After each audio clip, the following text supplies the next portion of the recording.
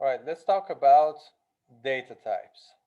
It's very important to know about different data types and distinguish between them because before summarizing our data, we should know about the nature of our data. And usually in our databases, we have such tables like this is the first attribute, this is the second one, and so on. And for each one of them, we will have data. Like say, this is gender, so male or female, and we will have data related to that. This is related to age, so we will have different ages here, and we can show them on this table. So each one of them are called attributes. Let me change the pen here.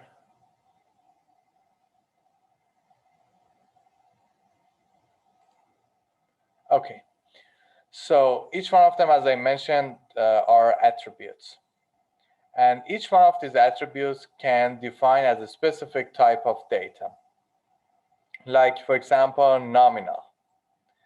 In nominal case, we cannot compare those data together, like say one of them is better than the other one. Like, for example, male and female.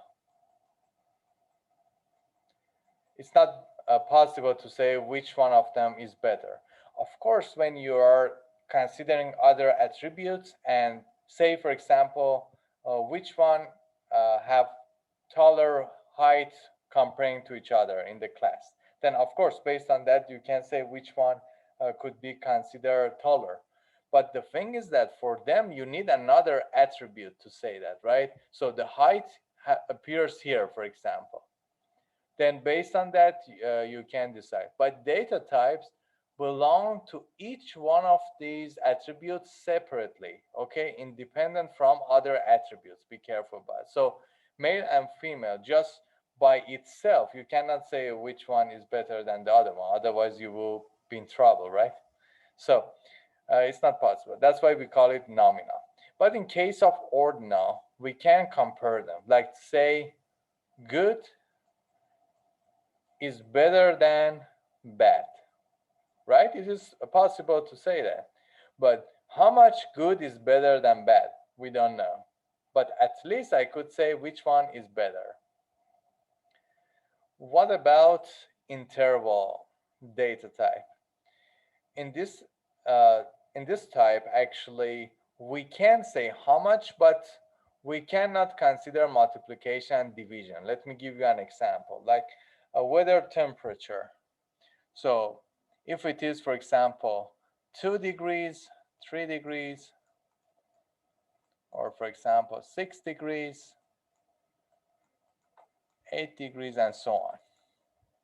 So you can say that, for example, 3, first of all, is bigger than 2, the same like ordinal.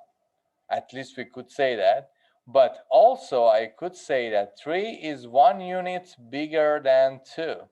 Okay, but here I couldn't say how much good is better than bad. So this type of data, we call it interval. So the problem with interval is that, let's also consider other weather temperatures. So the 0 that you can see here is a relative 0. What does it mean? It means that you just assign 0 to it. It doesn't necessarily mean something. So can I say the weather today is twice warmer than yesterday? Or for example, if today has 8 degrees and yesterday had 2 degrees, can I say the weather is 4 times hotter? It's not possible for weather temperature to say these things. Why is that? Because the 0 that you can see here is relative.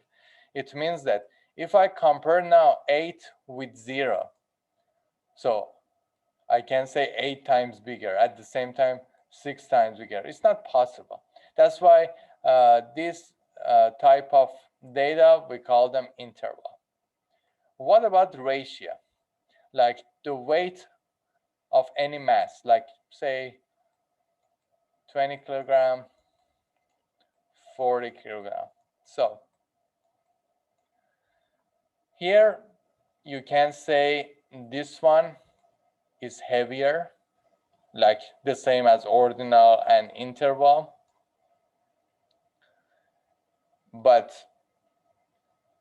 here also we can say that the second item, if I say this is item B, this is item A, then item B is 20 kilogram heavier, the same as interval, right? We could also say it for ratio. But also here, the difference between ratio and interval is that we don't have a relative zero. Zero mass doesn't have any meaning. Everything in the world that we know has a mass. So we can say, for example, just very little even mass for anything that you can imagine. But if we are talking about the spaces which they don't have, for example, a mass, then in that scenario, we could say that we can use another data type. But I'm talking about the things that we have in nature in general. We are not talking about astrophysics here. So here we can consider also item B is twice heavier than item A, which I couldn't do in the interval because we had a relative zero here, but we don't have here for ratio.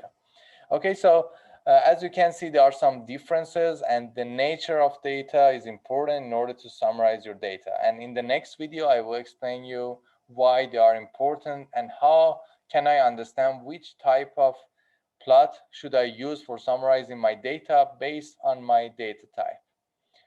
And let me also give you examples that some of them can be tricky, because the examples I have given you are pretty easy here. This one, for example, student numbers. Like, let's say this is a student number.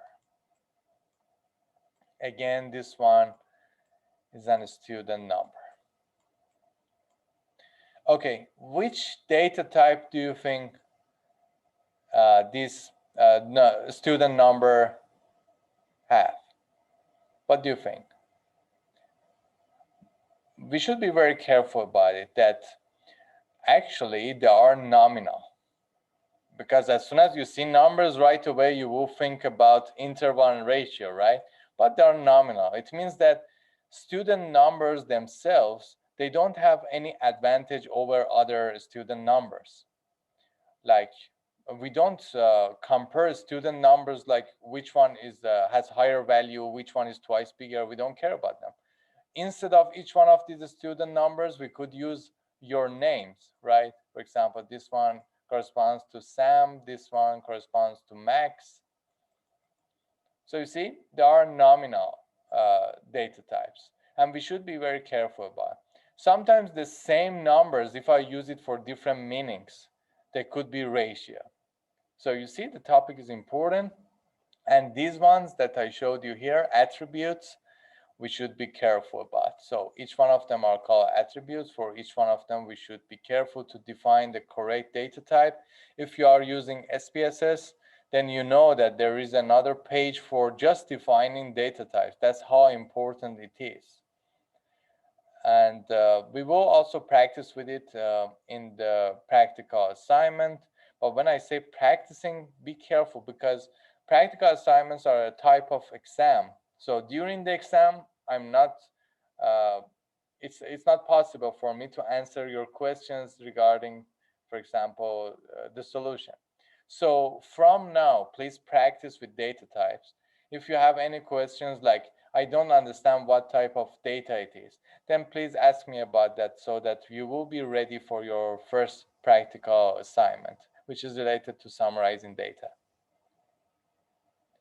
Okay, in the next video, I will talk about how we can summarize our data using